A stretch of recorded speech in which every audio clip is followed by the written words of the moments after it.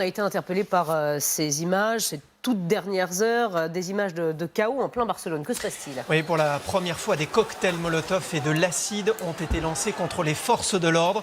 Les militants indépendantistes ne décolèrent pas après les lourdes peines infligées à leur chef pour la tentative de sécession de 2017. Yael Chambon. Des rues entières de Barcelone en feu.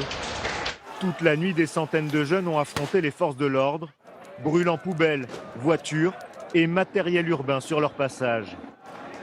Les autorités parlent de jets de cocktails Molotov et d'acide. Des feux d'artifice auraient même été tirés sur un hélicoptère de la police sans l'atteindre. Un face-à-face très violent qui a fait plusieurs dizaines de blessés.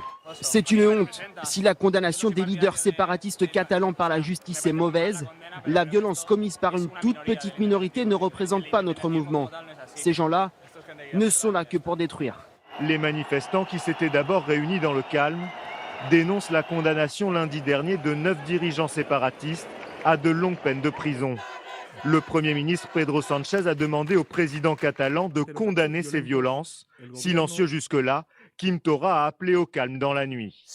Nous ne pouvons pas permettre les incidents que nous voyons dans les rues. Cela doit s'arrêter immédiatement. Nous devons empêcher qu'un groupe d'infiltrés salisse l'image d'un mouvement de millions de Catalans, mais il est normal et il est bon que nous protestions contre une sentence injuste et aberrante. Après 3 nuits d'affrontements et des centaines de blessés, des renforts policiers vont être envoyés en Catalogne. Demain aura lieu une grande marche avec des manifestants venus de plusieurs grandes villes de la région.